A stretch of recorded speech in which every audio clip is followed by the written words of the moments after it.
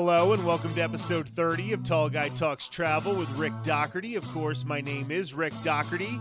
This show has been going strong for over 6 months now, and one of the people we've gotten the chance to get to know a lot better in that time is our good friend Marissa from Chicago. In addition to being a little bit obsessed with hockey, musicals, and Harry Potter, Marissa is also obsessed with Disney's Animal Kingdom. On today's show, she's going to try to convince you that Animal Kingdom is the best theme park at Walt Disney World, and I think she may be successful. This will be a controversial episode, so feel free to drop those comments letting us know your opinions on DAK. Also, like, subscribe, and share this show with your friends. While this episode is hitting the internet, our other frequent guest, Sarah from Seattle, and I are at Disneyland. Please check out social media to see videos, pictures, blogs, and live streams from the parks, whether it be this week in Disneyland or in Walt Disney World and Universal Orlando Resort on a regular basis for the rest of the year. You can find me at facebook.com/eartothererick, twitter.com/Rick_ear, Instagram.com/RickEar2there, and twitter.com/TGTTpodcast. As most of you know, I am an authorized Disney travel planner. Whether it is Walt Disney World, Disneyland, or Disney Cruise Line, I can help you put together your next vacation, and my services are always 100% free to you. As a matter of fact, I'm not just limited to theme parks. Almost anywhere you're looking to travel, I can book it for you, and you will not pay an extra dime. Contact me at rick@eartotherertravel.com, rick@eartotherertravel.com, or call 727-507-3123, 727-507-3123. It's never too early to start thinking about putting a vacation under the tree this holiday season, and just a $200 deposit can help you lock in a package to Walt Disney World or Disneyland. Without further ado, let's welcome our good friend Marissa from Chicago. How are you doing today, Marissa? I am doing great. How are you? I'm excellent. This is a topic I have wanted to discuss with you for such a long time because you are probably Twitter's #1 proponent that Disney's Animal Kingdom is the best theme park at Walt Disney World. And I think you have a lot of evidence to support your theory, and we're going to talk about that today. Perfect. Yeah, I'm a bit of a convert. A few years ago, I was on Twitter saying that Animal Kingdom was a glorified zoo. And now I want to go back in time and smack myself for ever thinking that. I don't know what I was thinking. I was wrong. So that's probably a great place to start this conversation. A few years ago, when you would be planning a Walt Disney World vacation, how much time were you devoting to Animal Kingdom? Well, I'll say this. When I went in 2017, which was my first time in the parks, as an adult myself planning the trip, I went into Animal Kingdom for 3 hours. I ate at Tusker House because my friend wanted to see the characters in their safari outfits. And then we watched Rivers of Light. And then we left. That was it. And neither of those things existed the last time you were at Disney's Animal Kingdom. So that's kind of funny as well. Now, Tusker House is back, but Rivers of Light is not. Sadly, it is no more. So the first thing I want to talk about at Animal Kingdom, because I think these rides might be the only thing where a lot of people will agree with you on the quality of Animal Kingdom, because there are some showstoppers. There are some really big e-ticket attractions that everybody loves. So we're going to start with the rides. And why don't you talk about what I consider the big three? So obviously, you have Pandora and Flight of Passage. Everyone knows that's a huge ride, super technologically advanced, fantastic, always has long waits. I mean, how do you not love that ride? That's a great one. But my personal favorite is Expedition Everest. That coaster is just so much fun. Going backwards is a thrill. Just the drops that you get on there. It's one of my favorite coasters in all of Disney World. And I will say this, I am not a fan of drops. I've talked about this on the podcast before. There is one semi-big drop on Expedition Everest, but I think you can handle it. It is a ride that I can handle, a roller coaster that I don't mind going on, even because of the drop. I think the only thing that does affect some people is the sensation of going backwards. Once you try it the first time, you're going to get the sense as to whether you can really handle it over and over again. Absolutely. And that was what I was super nervous for my first time going on it because I was like, oh my gosh, I like roller coasters. I'm not a huge thrill ride person. So I wasn't sure if the going backwards would be too much, but it really wasn't. It was the perfect amount of thrill for that ride. And then I also want you to talk about my favorite ride at Disney's Animal Kingdom, and that is Kilimanjaro Safari. I think it is a very unique experience to that theme park. Absolutely. The safari is kind of, I feel like, the premier attraction of Animal Kingdom. Pandora and Everest, they get a lot of that attention, but the safari was intended to be that main attraction of the park. And when you go on the safari, you understand why. Seeing those animals, if you can do the safari at a time when the animals are really active, if you can get out in the morning or in the evening, the experience you'll get on the safari is just beyond incredible. And it's so hard to describe because, like, for me, if I were listening to myself a couple years ago, I'd be going, okay, so I get on a little Jeep thing and we drive around and we see some animals, big whoop. But you really feel like you are immersed in that land with the animals, and like there's nothing separating them from you. It's amazing how they've designed that whole experience. And the thing that I love about it is it's never the same ride twice. Sometimes the giraffes will be very active and you'll get a whole bunch of really great pictures of the giraffes or the wild dogs, or when you get to see the lions and they are out there ready for you and in their most photogenic, Instagrammable appearances.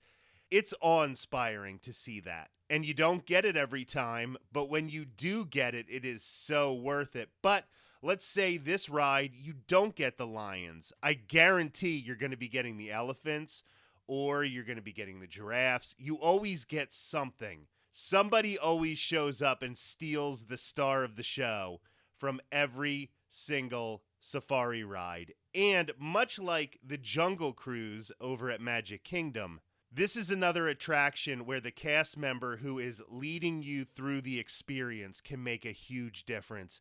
And I have had some really good safari guides in my time riding Kilimanjaro Safari. They can really make it. Yeah, they can make a huge difference. And when you get the good ones, it's just bar none one of the coolest experiences I think you'll have in Disney World. So Disney's Animal Kingdom, 3 big rides, showstoppers that definitely get a lot of attention, but there are other things happening throughout the park, and it's those other things that take it from a park with good rides. Hollywood Studios is a park with great rides, but it doesn't have that overall theming like Disney's Animal Kingdom. And one thing that used to set Hollywood Studios apart from the other parks is their live shows. And now, that's an area where you have to give the nod to Animal Kingdom, especially with Festival of the Lion King. Tell people about this show and just how incredible it is to see it. This show is like seeing a Broadway performance and a parade. You're amazed with all these things the performers are doing and the songs and the floats coming out and the audience participation that you get. Every single performance will wow you. I've never watched that show and walked out and not been impressed beyond all belief. It's just, no matter how many times you see it, you walk out of it going, oh my gosh, that is such a great show. You just can't help it. A Broadway musical with a parade is such a great descriptor. I love that because it's hard to describe how impressive this show is to somebody who hasn't seen it. Now, it is right now a dialed back version of the show that you normally would get from Festival of the Lion King. However, it's still, you get blown away by the voices, by the talent of the people who take part in this show. It really is awe-inspiring. Yeah, it's just incredible. It's one of my favorite things to see there, and easily one of my favorite live performances in all the parks. A lot of times when talking about the big picture of a theme park, you're tempted to go from land to land to land. We're sort of doing this a little differently. And theme park nerds, especially Disney nerds, love animatronics. And right now, there are two incredible animatronics at Disney's Animal Kingdom. At one point in history, both of these held the title of most in-depth animatronic in the world. And if you don't know what that means, it's basically like the robots that you will see in the rides that can interact. The first one, this is the older one that once held the title, and that's Hopper in It's Tough to Be a Bug. This is a 3D show. Well, I guess it's technically a 4D show because they throw in some other effects that just watch your seat. That's all I'll tell you there. It's a 4D show, but they throw in this animatronic that surprises you out of nowhere, and it is really, really impressive. Yeah, wow. I feel like sometimes it's easy to forget about It's Tough to Be a Bug because it's been there for a while and really isn't like a headliner for anyone's park day. But that is a great animatronic. And like you do kind of forget about it, but it really is pretty advanced. And Animal Kingdom, one of the things we will discuss about it a little later is if there's one drawback to the park, it is that it gets really, really hot there. So It's Tough to Be a Bug is a nice way to sort of get out of the heat. It is in the Tree of Life, which is the big icon in the middle of the park. So you get a little closer to the Tree of Life. You get to see some of the animals that are carved into the side of it, and then you get some air conditioning, and all of those things are really important.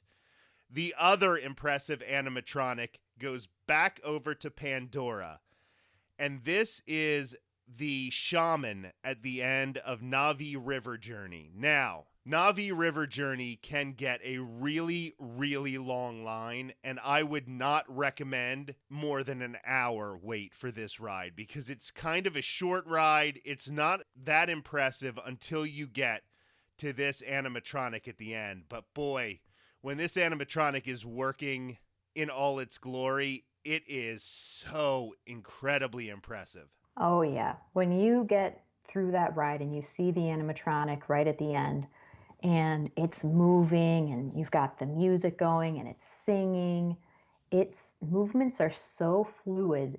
You kind of do a double take to go, wait, that's a robot? And that's actually the reaction I had when I took my family on that ride for the first time.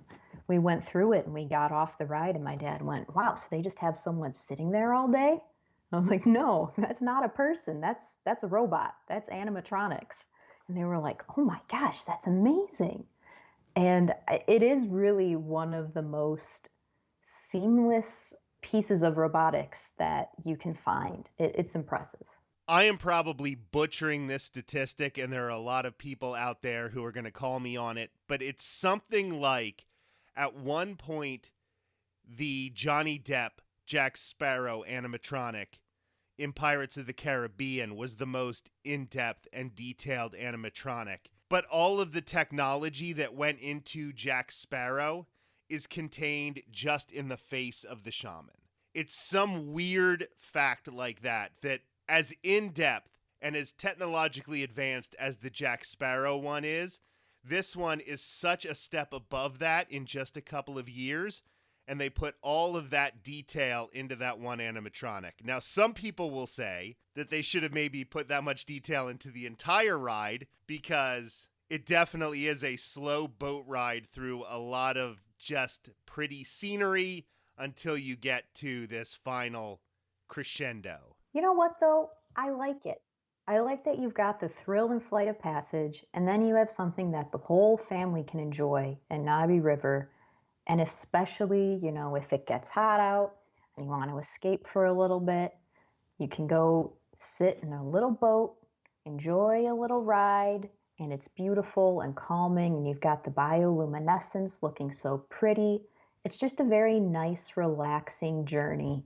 And I think it's a great thing to do, like to take a break almost in the middle of the day. No lie, the one time I took my mother for a week to Walt Disney World, and this was our first fast pass of the entire trip. She still talks about this being her favorite ride. She absolutely loved it, and we got her a fast pass for Flight of Passage the last day of that trip, and she said she will never ride that one again. So Oh sometimes no. people have different opinions, but yeah, she loved that ride. She said it was beautiful on the inside, and obviously you get off your feet. That is another one that is a great way to get out of the heat of Animal Kingdom because it's almost frigid in there. Mm-hmm. And it's just a relaxing ride that is good for everybody in the family, and maybe some of the older members of your party will really, really love it. I think this is the area where Animal Kingdom shines more than any other park and doesn't get the credit for it. I think the credit often goes to Epcot in this category, and while Epcot is very, very impressive, I don't think you can compete food-wise with Animal Kingdom. Totally agree. 100%. The food in Animal Kingdom is so good. You have such a good variety of food there as well. And I know, like you said, people will say Epcot's the best with the food, but I really think Epcot shines with food during a festival and just based on park restaurants that you can depend on being there when you go. Animal Kingdom easily takes the win. Satuli Canteen, I know, is super popular, and I think that is the best quick service in all of the parks. 100% could not agree with you more. You can argue that some of the resort hotels have quick service locations that equal Satuli Canteen, but there is nothing like it inside any of the parks. Absolutely. It's a great restaurant with delicious food, and it's a little healthier. You're not going to have just your standard, quote unquote theme park fare there. And the food you get really feels like you're getting a meal worthy of a sit down restaurant without having to get that reservation or pay the prices of it. It's the perfect way to like refuel and feel good about it, especially like you've said how Animal Kingdom can get so hot. You really want a meal that you feel good after eating. You don't feel like heavy walking around. You don't have that like gross feeling. And you don't get that at Satuli. You just feel like, I had great food and now I'm ready to go do whatever's next. And what everybody usually gravitates to at Satuli Canteen is the bowls. I get the chili spice crispy fried tofu bowl because I'm a vegetarian and that is completely plant-based. But there are a couple other items that I think we have to sort of make a special note of them. The cheeseburger steamed pods, their bao buns. These are very, very popular. Kids love them, adults love them. I definitely recommend if you are meat eaters that you try that one out. Yeah, this is one that's been on my list and I keep meaning to try, but I have such a hard time walking away from that beef bowl. I love it so much. And then there are the desserts, and there's the blueberry cream cheese mousse, which unfortunately Marissa can't have, and I'm actually not sure if there's gelatin in it, so I might not even be able to have them anymore. But it's blueberry cream cheese mousse with passion fruit curd. These are $5.29, and they're legendary. Definitely recommend it. I have never, ever seen someone say they got this and didn't love it. Truthfully, from, pickiest eaters, adventurous eaters, everyone who's tried this has had rave things to say about it. So if you can eat it, highly recommend. And here's an important tip. There's also a chocolate cake version that looks very similar. It's fool's gold. Don't go for the chocolate cake one. Do the blueberry cream cheese mousse. I know you're probably thinking, but I like chocolate cake more than I like cream cheese mousse. Trust me.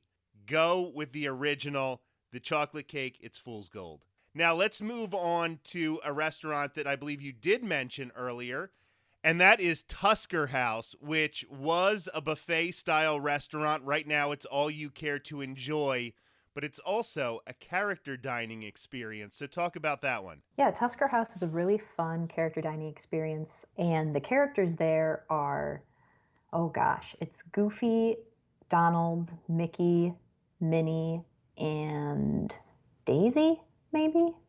I'm not entirely sure. I want to say you're right with that. Okay, I'm trying to remember like who I have pictures with, and I think that's it. But they're all dressed in their safari outfits, which is super cute, great theme for the park they're in. And I believe this is the only spot on property where you can meet them dressed in their safari outfits. So it's a great, fun character dining experience if you are looking for something like that. And the food there is very good as well. They have a nice balance between, items that you're familiar with, but then they also have some items that are a little more adventurous or a little different from your standard fare. Yeah, this is a perfect place if you have some members of your party who love to try new things, be a little bit more adventurous, but you also have those regular American style food people, and nobody's right or wrong in the way that they like to eat at theme parks, but you can satisfy almost everybody with this meal. And maybe you just want to try a little bit of the adventurous stuff while having some of those standards there in case you don't like it. That's another place that this really shines. Absolutely. It's a great meal, and being all you care to enjoy means you're definitely going to walk away satisfied, whether, you decide to only eat potatoes or you want to try some of everything. Yak and Yeti, I know this is a restaurant that you have eaten in a number of times, so why don't you talk about that one as well? I actually haven't been to Yak and Yeti. It's been on my list several times, and I think I'm cursed because each time something has happened to prevent me from actually getting to eat there. So I'm really crossing my fingers that, when I go back in the fall, all things will go smoothly and I actually will be able to eat there. But unfortunately, I can't attest to their food, though I hear fabulous things and it looks delicious. And I hate to disappoint everybody because I usually try to make sure that I hit just about every restaurant humanly possible at Walt Disney World.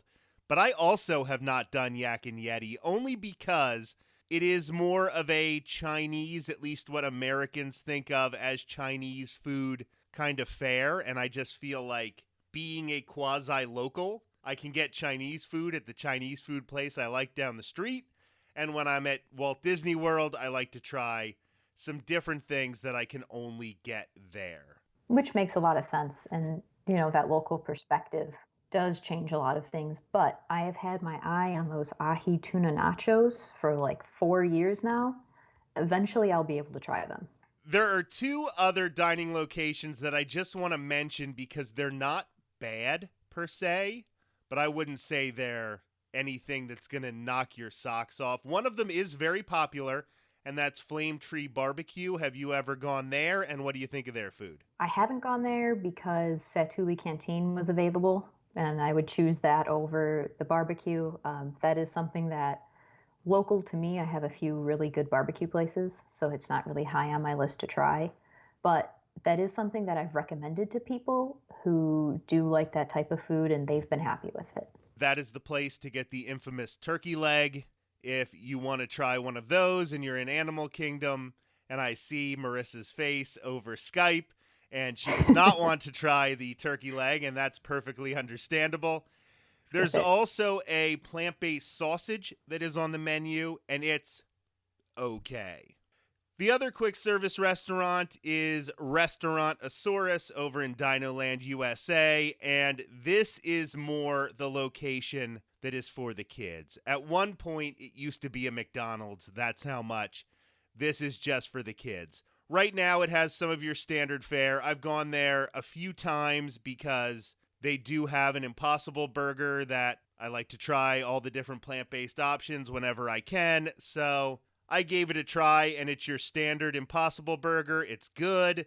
It's not going to knock your socks off compared to some of the other stuff there, but sometimes you got to keep the kids happy when you're on a Walt Disney World vacation. I would just suggest, if you're going to do an average, nothing special, quick service meal in Walt Disney World, don't pick Animal Kingdom because you have better options there. ABC Commissary at Disney's Hollywood Studios. You're going to get the same kind of stuff, and it's probably going to be better there.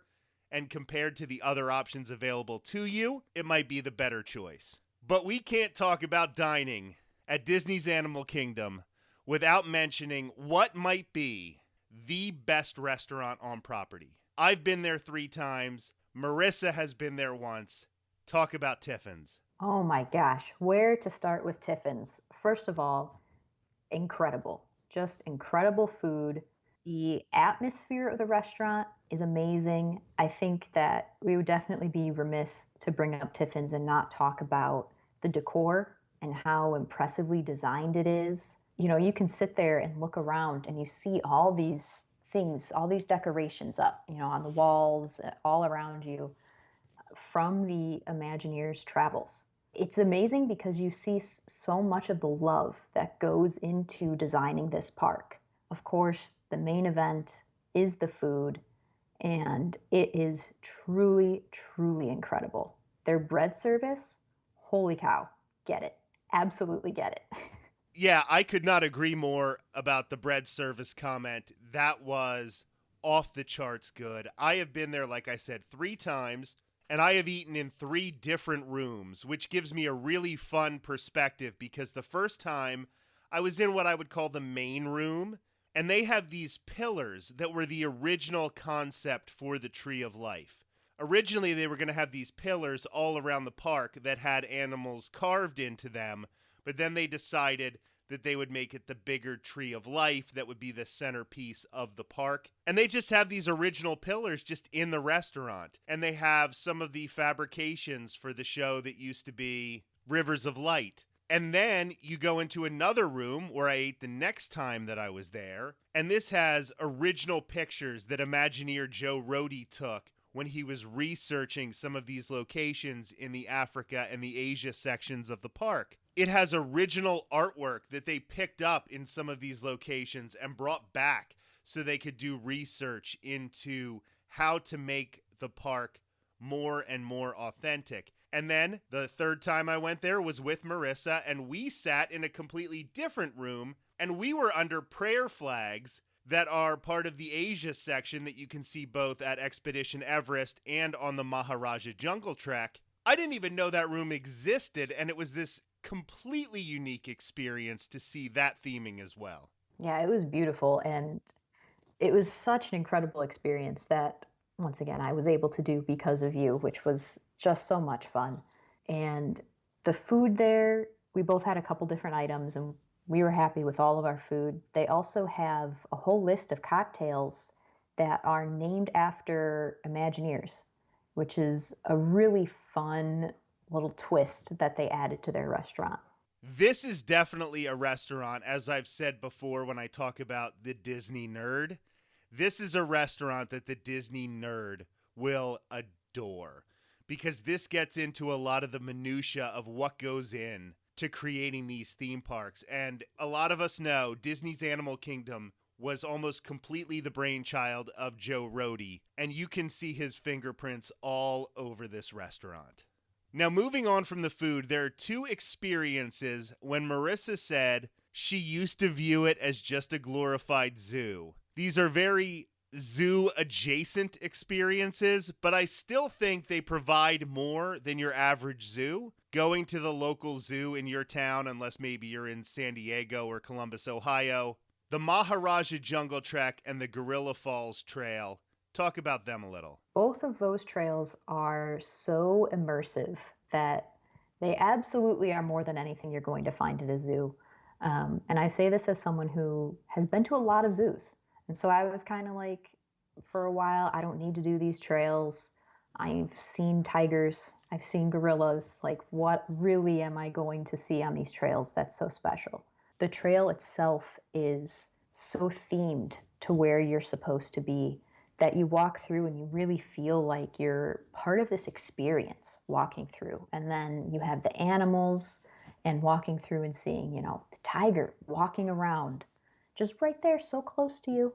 And then you go through, if you're on the gorilla one, you see the gorillas right up against the glass. I got really lucky and I saw one of the gorillas was literally just sitting on the glass.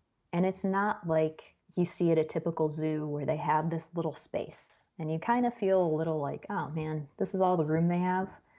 they really have these huge areas with tons of enrichment and so much going on that you feel a little bit more like you're in their environment as opposed to them being in your environment. Especially on the Maharaja Jungle Trek, the theming of this trail is that they are ancient ruins. I guess they're supposed to be somewhere around India or Nepal or somewhere like that. It's definitely one of those Disney keeps it vague situations, but the animals have taken over these ruins. That's the theming of it. And when you're around the tigers on the Maharaja Jungle Trek and you've seen the first area where you can see them, and as you're walking to another area, there's artwork on the side of a wall that looks like it's ruins. You know, there's cracks in it and it's a little bit faded.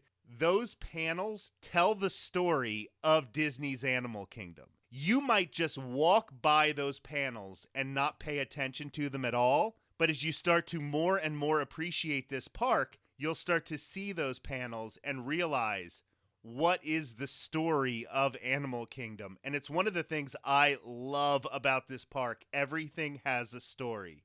All of the details are just so amazing. And like you said, it is one of the things I love so much about this park is that, it almost feels like you're peeling away layers every time you visit. You get like the surface experience, and then as you get more into it and learn more about it and take the time to really soak up all the details, there's so much depth to everything in this park. One of my favorite details, when you're walking from the Africa section to the Asia section, on your left, there's a bathroom because Disney has to have bathrooms every once in a while. Well, that bathroom is themed to the Middle East because when you're going from Africa to Asia, you have to go through the Middle East. And it is that kind of theming and attention to detail that I love. When you're in the Africa section, you can hear things happening in the rooms of the second floors. They never miss the opportunity to give you that little bit of extra theming, and I love it. And I think I want to take a side step and talk about the character cavalcades. This is something that started in all 4 of the theme parks at Walt Disney World after reopening back in July of 2020. They have some fun ones in Epcot, the Magic Kingdom, and of course over at Disney's Hollywood Studios. But I think the character cavalcades at Animal Kingdom are the best of all of the parks because they utilize Discovery River and they put the characters on boats and you get to see them floating around the park seemingly randomly. And this is such a cool way to be socially distant but also bring our favorite characters to us. So you can just be walking around the park and all of a sudden here comes Mickey and Pluto on a boat and they're going under the bridge and you can wave at them and they're waving and dancing and it's so much fun. And then there are several different cavalcades. I know one has Launchpad, who's a popular character, and that's fun. And they'll go through what previously was the Rivers of Light Pavilion. I got to sit and watch a few cavalcades come by in that area, which was a nice little break to sit down and enjoy that. Yeah, that seating area right in front of Expedition Everest is where the character cavalcades start and finish. So if you're wanting to see a whole bunch of them, just sit there for a little bit, maybe grab a Joffrey's coffee, preferably right now a cold brew, sit there and you can just see cavalcade after cavalcade. I know you'll get, like Marissa said, Launchpad McQuack is one of them. Chipmunkosaurus is Chip and Dale dressed in their dinosaur outfits. It is the cutest thing you will ever see anywhere, ever. They also have Pocahontas and Miko, which is a very, very rare character sighting at Disney. And I guess the argument could be made that it is a tie. I don't know whether Spaceship Earth at Epcot or the Tree of Life at Disney's Animal Kingdom is the most photogenic park icon at Walt Disney World. I know Cinderella Castle gets all the glory, but from somebody who has been a professional photographer in the past, it doesn't get any better than the Tree of Life or Spaceship Earth, and we have to take some time to discuss the Tree of Life.